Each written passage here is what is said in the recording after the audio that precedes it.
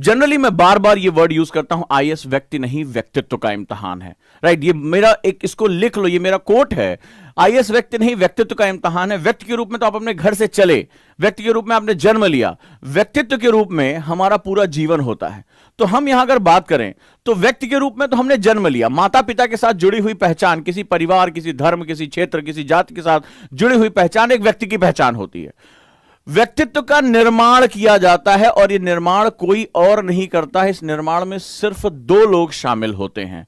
एक आपका गुरु, वो किसी भी रूप में हो। गुरु जो होता है वो इनिशियल इग्निशन होता है, एक रॉकेट खड़ा होता है। ठीक है, कभी आपने देखा लॉन्च पैड पे एक रॉकेट खड़ा होता है, बड़ा पावरफुल उसका बूस्टर होता है, वो हजारों किलोमीटर की यात्रा कर सकता है, मीलों की यात्रा कर सकता है, ये रॉकेट होता है। लेकिन इस रॉकेट को जब तक इग्नाइट ना किया जाए, जब तक प्रज्वलित ना किया जाए, तब तक ये रॉकेट जो है हजारों मील की यात्रा नहीं कर सकता है, इतनी तेजी से नहीं जा सकता। वैसे खड़ा है और वो ऐसे ही स्टेशन पर खड़ा रह जाता है। तो आप एक स्टूडेंट के रूप में आप व्यक्ति से व्यक्तित्व का सफर तय करना चाहते हैं। आपके अंदर वो पावर है, लेकिन आपको अपनी उस पावर को बारे में कुछ भी नहीं पता, उसको रियलाइज नहीं कर पा रहे हैं। तो बेसिकली जो ये रॉकेट बूस्टर है, यानी कि जो प्रणोदक है, जो प्रोपेलेंट है, जो एक इग्नाइट करने वाली अग्नि है, वो टीचर प्रोवाइड करता है। और ये सदियों से होता चला आया। ये वो भी, जैसे कल मैंने बताया कि एक व्यक्ति ने मुझसे कहा कि जीवन में रिश्तों की एक चाबी एक सेंटेंस में, और मुझे वो अपनी रुद्राक्ष की माला निकाल के देके चले गए। और आज तक मैंने धारण की, मुझे नहीं पता वो कौन थे, मुझे उनका नाम भी नहीं पता, मैं उनसे कभी दोबारा नहीं मिला। लेकिन जो व्यक्ति मुझे दीक्षा दे रहा वो मेरा गुरु है, जिसने मुझे जीवन में कुछ भी एक सिखाया, मेरी लाइफ में एक प्लस पॉइंट किया। और उन्हीं के प्रेरणा की वजह से मैंने हजारों बच्चों से कल बात की और इसमें से कई बच्चों को मेरी बात समझ में आई, उनको एक रास्ता दिखाई पड़ा। तो इसी को गुरु की दीक्षा कहते हैं।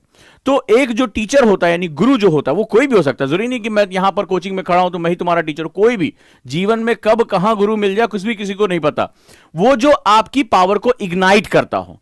तो जब आप इग्नाइट हो जाते हैं तो आप एक पावरफुल रॉकेट की तरह हैं। आप हजारों मील की यात्रा तय करेंगे, आप पूरे जीवन में जाएंगे, आप प्रशासनिक अधिकारी बनेंगे, आप हजारों लाखों के जीवन में परिवर्तन लेकर आएंगे। लेकिन उस परिवर्तन की शुरुआत के लिए इग्निशन होना बहुत जरूरी है। और दूसरा होता है शिष्य।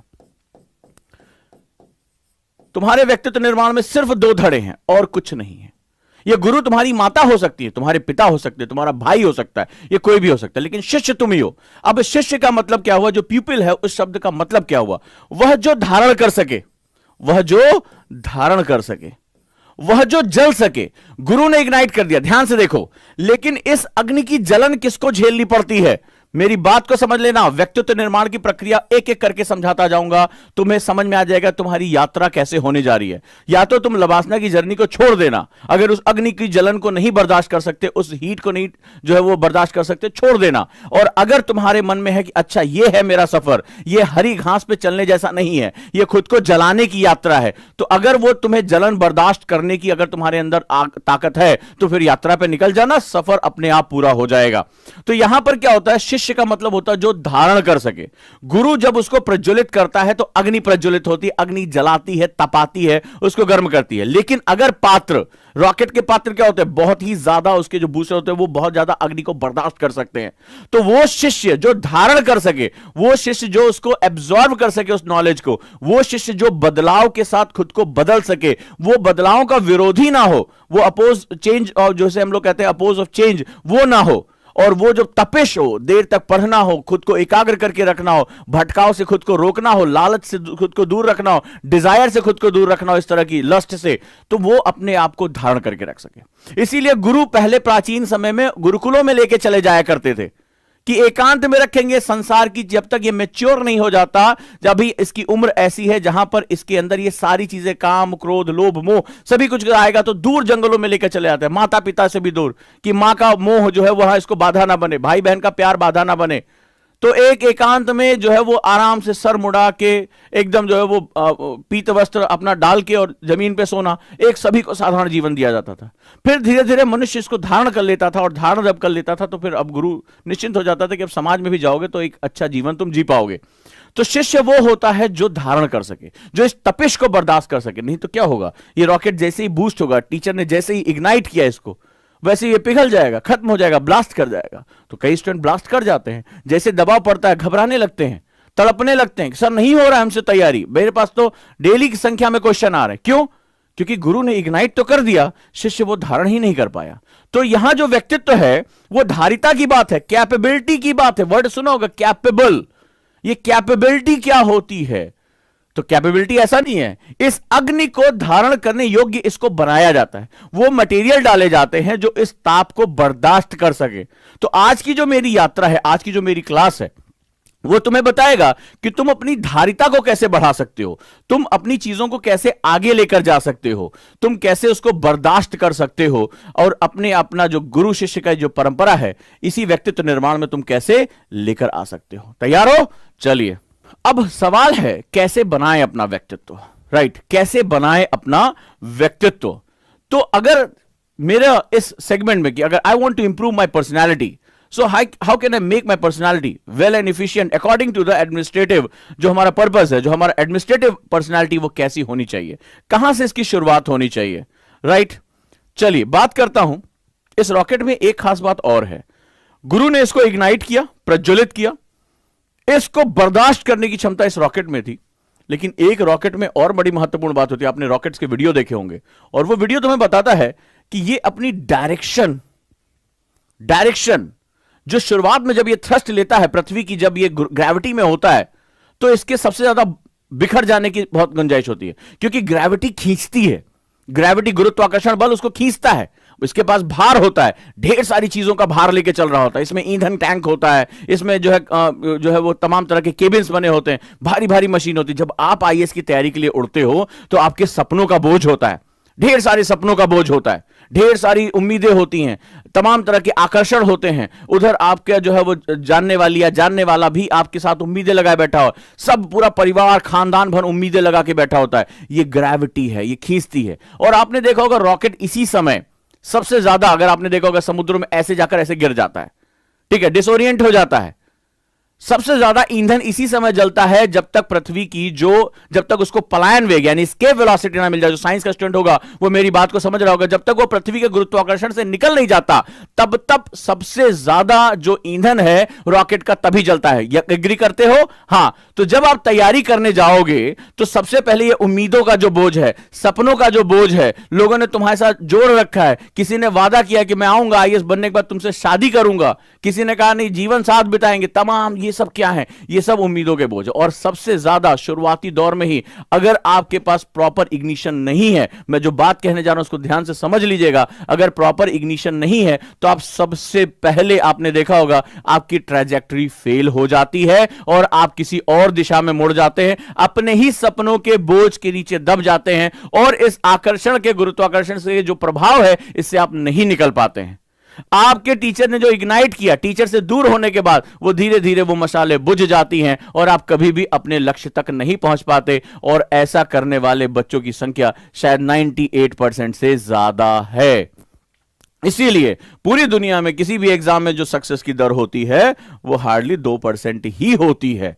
ये वो होते हैं जो इस गुरुत्वाकर्षण आकर्षण के मोह से निकलकर अपने लक्ष्य की तरफ बढ़ पाते हैं। तो आज मेरी बात तुम्हारे मर्म तक पहुंच चुकी होगी कि हमें कई काम करने हैं। एक, हमें अपने आप को इग्नाइट करके रखना है। क्यों मैं डेली यहां सुबह सुबह आता हूं? मैं और भी काम कर सकता हूं, ठीक है, अपने लिए समय निकाल सकता हूं। इग्नाइट करके रखना है, प्रज्वलित करके रखना है। तुम्हें भी अपने आप को अपने गुरु के पास रखना है, क्योंकि तुम्हारे पास जो सोर्स ऑफ एनर्जी है, जब तक तुम इस ग्रेविटी से निकल नहीं जाते, इस सारे बंधनों से निकल नहीं जाते, अपने पाथ को पकड़ नहीं लेते, तब तक तो तुम्हें गुरु का साथ छोड़ना ही नहीं है। जैसे धीमा फिर ये प्रज्वलित करेगा, फिर धीमा होगा, फिर प्रज्वलित करेगा, तब तक प्रज्वलित करता रहेगा, ढकेलता रहेगा। निकलो इस आकर्षण से, निकलो इस गुरुत्वाकर्षण के प्रभाव से, नहीं तो वापस आ रहे हो तुम अभी। और लोग आ जाते हैं वापस, ठीक है, लोग जो है इधर से इधर पहुंच जाते हैं, आत्मघाती हो जाते हैं। आए थे किसी और तैयारी करने के लिए, करने कुछ और लगते हैं। तो गुरु ढकेलता रहता है, प्रोपेलेंट, वो प्रलोदक का काम करते, चलो पुश करो पुश करो, आगे बढ़ते रहो।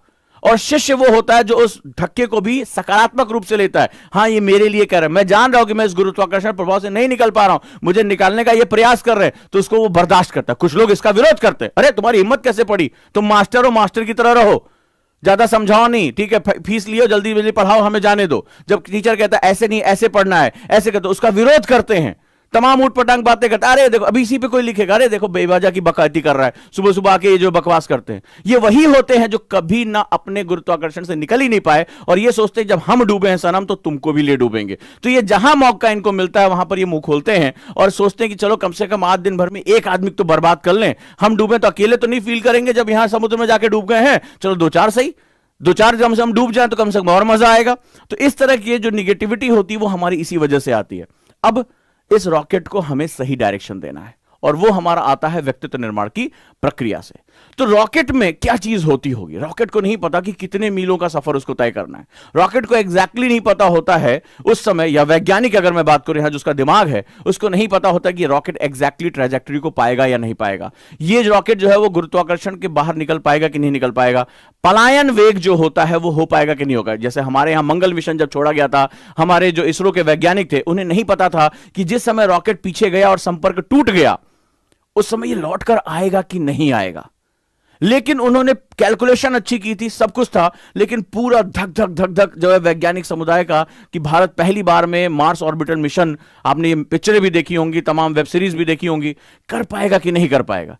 तो क्या चीज थी व्यक्तित्व निर्माण में? जब वहां पर उन्होंने मंगल के अंधेरों में अपने रॉकेट को भेजा, या कोई भी रॉकेट जब छोड़ा जाता है कि पता नहीं उस अंतरिक्ष में कहां है, क्या है, मार्स रोवर पहुंचेगा कि नहीं पहुंचेगा, एलॉन मस्क जब कोई चीज बता रहे तो कुछ भी नहीं पता। तो पहली चीज व्यक्तित्व निर्माण की क्या होती है? उसको हम लोग कहते हैं विश्वास। समझ में आया? विश्वास। यह विश्वास कई स्तरों पर आपको करना है। जिस गुरु को मैंने चुना है मुझे इसके साथ रहना है, मुझे बार बार भटकता नहीं, जंप नहीं करना है कि ये भागो वो भागो वहां भागो वहां भागो। अपने आप को देखने की बजाय दुनिया भर के टीचर को जज करना शुरू कर देते हैं। पहला तो आजकल फैशन आया हुआ है, ठीक है, फैशन, वो फलाना अरे ये नहीं है ना, उसमें चलो, नेक्स्ट चलो। तो वो जंपिंग जो है रैबिट्स की तरह, मंकी माइंड की तरह कूदते रहते। पहली चीज है विश्वास। अगर उस वैज्ञानिक को विश्वास है तभी ये रॉकेट आगे जा पाएगा। उसे पता है कि पता नहीं इसके बाद तो मेरा एक बार इग्नाइट हो गया तो मेरा कंट्रोल हट जाएगा इस पर से, सिर्फ मेरी मैथमेटिक्स, मेरा विश्वास है इसके साथ कि हम यहां पहुंचेंगे। तभी वो वैज्ञानिक, जितने भी संसार में वैज्ञानिक अनुसंधान हुए हैं जिन्होंने संसार को बदल के रख दिया, चाहे वो राइट ब्रदर्स का जहाज उड़ाना हो, बोला गया कि भारी मशीनें उड़ी नहीं सकती है, थर्मोडायनेमिक्स जो एरोडायनेमिक्स के खिलाफ है ये, लेकिन उड़ा दिया ना, विश्वास था उनके पास। जब मंगलयान जो है वो पीछे की तरफ गया और संपर्क टूट गया, हमें नहीं पता था कि दोबारा हमारा संपर्क जुड़ेगा कि नहीं जुड़ेगा, लेकिन विश्वास था। तो जो व्यक्तित्व निर्माण की पहली चीज होती है उसको विश्वास यानी फेथ कहते हैं। फेथ की मैं ये लंबी यात्रा पूरी करूंगा, फेथ की मैं आने वाले हर चुनौती को मैं बर्दाश्त करूंगा, ये होता है हमारा फेथ, राइट। तो हमारा अगला सेगमेंट है वो होता है विश्वास। तो जब भी आप शुरुआत करें तो आप विश्वास करें ये एग्जाम मेरा है, ये एग्जाम मेरा है, मैं इस एग्जाम के लिए बना हूं और मुझे इस एग्जाम को क्रैक करना। तभी मैंने कहा कि आईएएस हो ये सोचकर पढ़ाई करो, राइट। आईएएस हो ये सोचकर पढ़ाई करो और यहीं से अपने आप के अंदर विश्वास पैदा करो। तुम जिस तरह का आईएएस बनना चाहते हो, जिस तरह का, और सिर्फ कलेक्टर ही क्यों, तुम सचिव के बारे में सोचो, तुम जो है वो आप सेक्रेटरी के बारे में सोचो, तुम कैबिनेट सेक्रेटरी के बारे में सोचो कि मैं वहां पर कैसा हूंगा।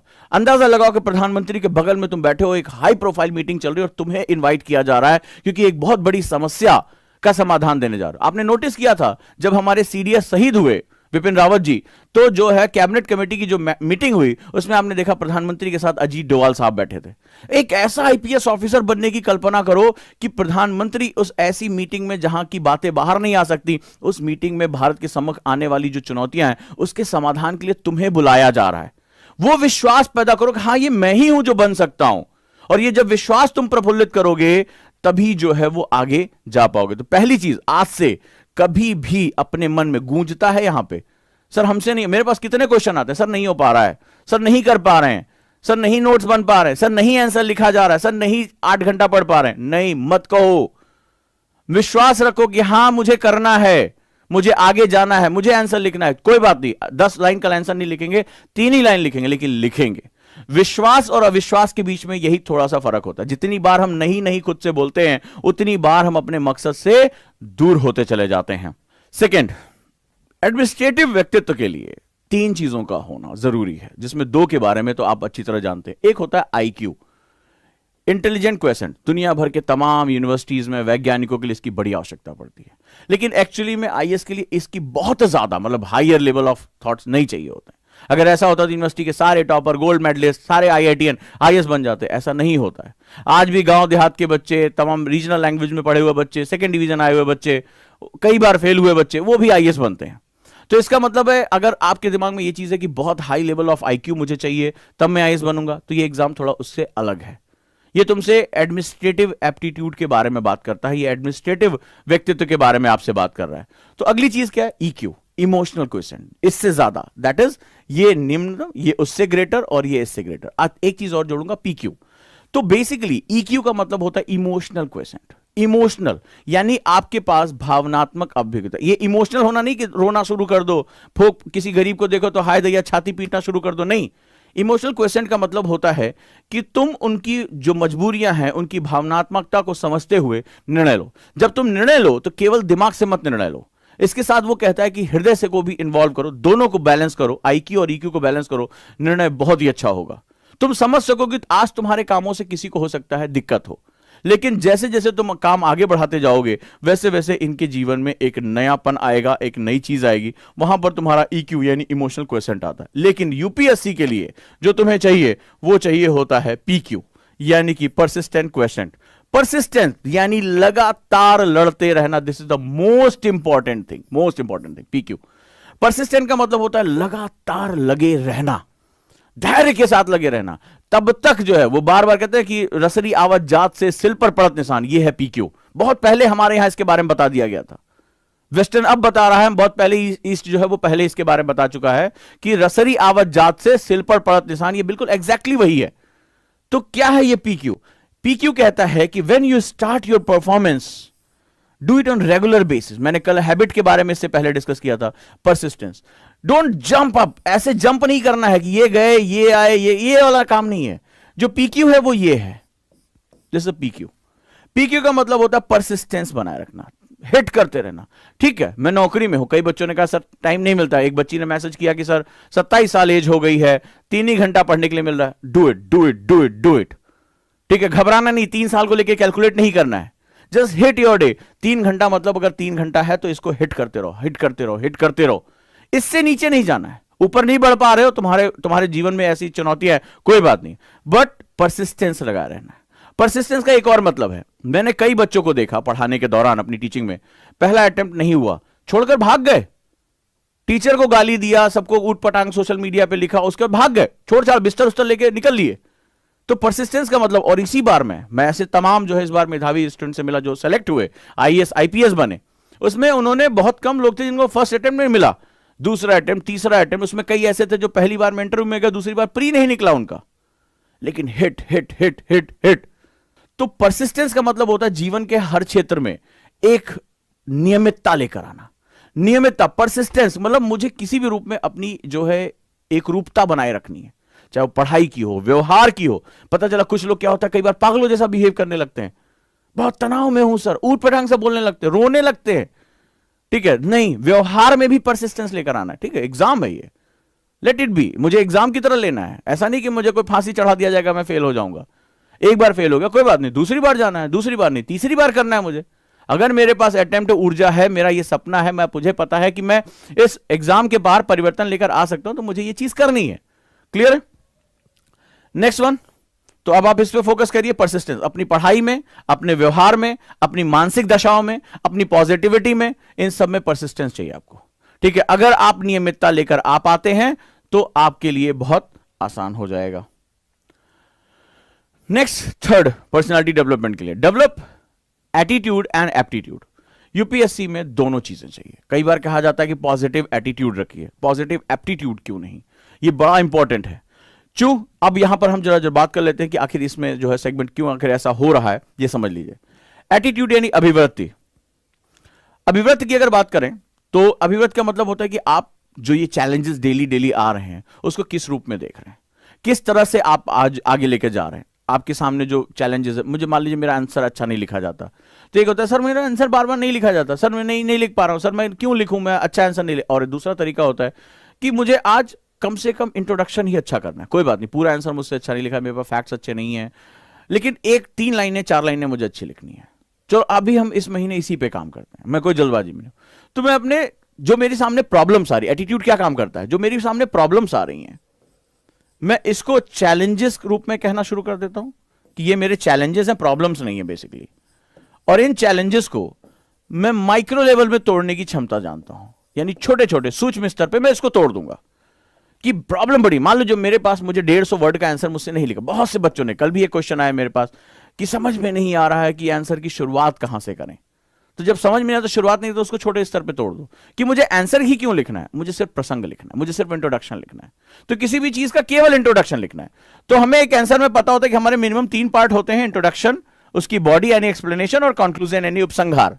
तो क्यों ना मैं केवल फोकस करूं इंट्रोडक्शन में, सिर्फ 4 लाइन नहीं लिखना, 4 लाइन खाली लिखना है, बाहर में गया इसके मुझे मतलब ही नहीं है। एक बार मैं इंट्रोडक्शन पे कमांड कर लूं, फिर मैं आ जाऊंगा बॉडी पे कि थोड़ा चलो इसकी एक्सप्लेनेशन पे 8 लाइन और लिख लेते हैं, फिर कंक्लूजन पे आ जाएंगे। तो आप जब प्रॉब्लम्स को चैलेंजेस में कन्वर्ट कर देते हो और चैलेंजेस को छोटे छोटे हिस्सों में तोड़ देते हो, तब आपका विजय की यात्रा शुरू हो जाए। अब आप उस पर आसानी से विजय पालोगे। और जब उसको आप बहुत बड़ा करके देखते हो, तब कभी भी आप उसमें अच्छा नहीं कर पाते हो। यही सिंपल सा फंडा होता है। दूसरा होता है अभिरुचि, एप्टीट्यूड। किसी भी चीज में इन्वॉल्व होना है। एनसीईआरटी कहती भी इसी बारे में कि आपको इन्वॉल्व होना है, अभिरुचि डेवलप करनी है, अपना मन लगाना है और इसके बारे में मुझे बात करनी है। तो मेरा जो है एप्टीट्यूड क्या है, मैं इसको किस रूप में देख रहा हूं। सवाल है फॉर एग्जांपल कि मैं ज्योग्राफी, आज से मान लो ज्योग्राफी पढ़ाने जा रहा हूं, तो ज्योग्राफी का प्रशासनिक अभियोग्यता में, प्रशासन में मैं क्या इस्तेमाल कर सकता हूं। यानी इसको पढ़ते समय सिर्फ मुझे हवाओं के चलने का जो है वो नाम नहीं याद रखना है, मुझे लोकल विंड्स के नाम नहीं याद रखने हैं, मुझे जो है वो अधिवासों के नाम नहीं याद रखने, मुझे तो समझना है कि अभिरुचि क्या होती है। अभिरुचि का मतलब होता है इन्वॉल्व करना, कि अगर मैं कल प्रशासनिक अधिकारी हूं तो मेरी ज्योग्राफी की नॉलेज मेरे देश की समस्याओं के निपटान में कितनी महत्वपूर्ण भूमिका निभा सकती है, which is very important, right. ये होता है जब आप सब्जेक्ट को अपनी लाइफ से जोड़ लेते हो और खुद को अपने सब्जेक्ट में इन्वॉल्व कर देते हो। सॉरी टू से हमारा एजुकेशन सिस्टम इतना सपोर्ट नहीं करता। वो कहता है अरे पढ़ लो यार, सब लोग टीचर भी कहते हैं पढ़ लो यार, नंबर पा जाओ, भागड़ में जाए, इससे क्या मतलब है। यहीं से हम खराब कर देते हैं और आगे चलकर वही स्टूडेंट जब पहुंचता है अपने फील्ड में, तब वहां वो अपने आप को बहुत अकेला पाता है या वो गलत कार्य कर रहा होता है। एजुकेशन हमेशा एक पर्पस के साथ होता है। तो जब आप खुद को इन्वॉल्व कर लेते हैं, तब आप जाकर उसके साथ जुड़ पाते हैं। अगला point, develop skills, which is most important. Skills आपको इस युद्ध में बहुत ताकतवर बनाती है। जैसे रीडिंग स्किल, लिखते जाओ, रीडिंग स्किल्स। किताब कई लोगों को पढ़ना ही नहीं आता, कई लोग पढ़ने बैठते हैं 2 पेज से ज्यादा कंसंट्रेट नहीं हो पाते। उन्हें लगता है कि सिर्फ नोट से ही हम आईएएस बन जाएंगे। तमाम तरह की धारणाएं होती हैं। वो अपने आप को इंप्रूव करने के लिए बुक्स पढ़ते ही नहीं है, कुछ नई चीज जानने की कोशिश ही नहीं करते हैं, क्योंकि वो कहते हैं सर पढ़ने में मन नहीं लगता, ज्यादा देर तक हम कॉन्सेंट्रेट नहीं हो पाते हैं। तो पहली आपकी रीडिंग स्किल डेवलप करनी होगी और वहां से शुरू करो। कोई भी छोटी छोटी चीज, जैसे रीडिंग स्किल का मतलब होता है बैठकर कुछ पन्नों के साथ लगातार पढ़े, कुछ मोटिवेशनल बुक्स पढ़ लो, कुछ इंटरेस्टिंग बुक पढ़ लो, नहीं हो तो बिल्लू पिंकी कॉमिक्स, लेकिन पढ़ो, रीडिंग स्किल डेवलप करो। रीडिंग स्किल लगातार जो है वो प्रैक्टिस से आता है। It take lot of practice. Hindi मन करे हिंदी पढ़ो, इंग्लिश मन करे इंग्लिश पढ़ो, जो भी आपकी लैंग्वेज हो वहां का रीजनल साहित्य पढ़ो, प्रेमचंद्र पढ़ो, फणीश्वरनाथ रेणु पढ़ो, मन्नू भंडारी पढ़ो, ठीक है, लेकिन पढ़ो उसको। जो भी आपको इंटरेस्ट दे रहा, जिसमें आपको कोई प्रेशर नहीं लेना है, वो पढ़ो। और जब आप उसको रीडिंग स्किल धीरे धीरे डेवलप करो, एक 30 मिनट्स 45 मिनट्स अलग निकालो अपने लिए, ये धीरे धीरे हैबिट में डेवलप होगा। फिर जब ये रीडिंग हैबिट डेवलप होगा, जिस दिन तुम मन्नू भंडारी पढ़ लोगे, उसी दिन आगे चलकर तुम जो है भारत में प्रशासनिक व्यवस्था के बारे में पढ़ना शुरू कर दोगे। लेकिन जब तुम मन्नू भंडारी, जब इंटरेस्टिंग चीज नहीं पढ़ पा रहे हो, तो बुक भी नहीं पढ़ पाओगे। ये बात ध्यान रखना, कोई चमत्कार नहीं होने जा रहा है, क्योंकि ये तुम्हारी स्किल्स का एक हिस्सा है। दूसरी स्किल की बात करें, स्किल का मतलब होता है it needs lot of practice. Skill का मतलब ही होता है, स्किल कब आती है, when you do lot of practice. जब आप लगातार अभ्यास करते हो तो ही प्रैक्टिस आती है। तो इस प्रैक्टिस में रीडिंग स्किल हो गया। दूसरा राइटिंग स्किल, जो भी पढ़ो उसको लिखने की कोशिश करो। रिवीजन स्किल, जो भी पढ़ो उसको बार बार दोहराने की कोशिश करो। कई लोग तो अपने आप को फोटोकॉपी मशीन समझते हैं, अब एक बार देख लिए सब याद हो गया। बार बार उसको पढ़ने की आदत डालो। Reading, revising skill. काम स्किल, काम स्किल का मतलब क्या है, खुद को शांत रखना पड़ता है। हर हफ्ते एक बार तो ऐसा होता होगा कि आपके दिमाग में क्वेश्चन आता है, यार हमसे ये एग्जाम निकलेगा कि नहीं निकलेगा, हमसे ये हो पाएगा कि नहीं हो पाएगा, राइट। तो ऐसी कंडीशन में खुद को मेडिटेशन सिखाओ, खुद को काम रखने की कोशिश करो, डायरी लिखो, अपने निगेटिव विचारों को अपनी कॉपी में डाल दो कि देखो भाई मेरे सामने ये निगेटिविटी आ रही है। अगर आप ये कर पाते हो तो खुद को शांत रखिए कि ये इस एग्जाम में तूफान चलते हैं दिमाग में, आपका दुश्मन कोई नहीं, आपके अंदर बैठा हुआ है। उसको अगर तुम शांत कर पाते हो, इस दिमाग को तुम शांत कर पाते हो, तो दुनिया तुम्हारे हाथों में है। तो काम स्किल, इसके बाद टेक्निकल स्किल, थोड़ी सी टेक्नोलॉजी को भी आपको पता होनी चाहिए। क्या है ये टेक्निकल स्किल? जैसे गूगल सर्च करना, जैसे टेक्नोलॉजी के बारे में थोड़ी जानकारी लेना, जैसे कहीं पर भी आप तमाम तरह की वेबसाइटों को जो है वो आपको बुकमार्क करना आना चाहिए। जैसे यूनाइटेड नेशंस की वेबसाइट हो गई, नीति आयोग की वेबसाइट हो गई, जहां पर इंपॉर्टेंट रिपोर्ट्स आ रही, आईएमएफ की वेबसाइट हो गई, इनको बुकमार्क करके रखना, इनको जो है वो इनके जिसे हम लोग कहते हैं आरएसएस फीड लेना। इनके आप तमाम ऐप्स आती हैं जिन पे आप उनके आरएसएस फीड ले सकते हो, उस पर कोई भी अगर नोटिफिकेशन आता है तुरंत आपको पता चल जाता है, आपका समय बचता है और आप अपडेट रहते हैं। तो टेक्नोलॉजी स्किल आपके लिए बहुत ही ज्यादा इंपॉर्टेंट हो जाती है। और ये जो चीजें होती हैं स्किल में आपको बहुत ही ज्यादा एक तरह से नए अपने आप को चैलेंज करना। इसके बाद खुद को ऑर्गेनाइज रखने की स्किल, मेरे नोट्स कहां हैं, बुक्स कहां हैं। कई बार लोग बहुत अनऑर्गेनाइज्ड हो जाते हैं, न्यूज़पेपर कहां है, कटिंग्स कहां है, फाइलें कहां है मेरी। तो ऑर्गेनाइज करके रखना जो है वो सीखो। इसके लिए तमाम जो है टेक्निकल स्किल भी बहुत आजकल बहुत अच्छे अच्छे ऐप आ चुके हैं जो अपने आप को ऑर्गेनाइज करने में बहुत मदद करते हैं, बुक मार्क करने में बहुत मदद करते हैं।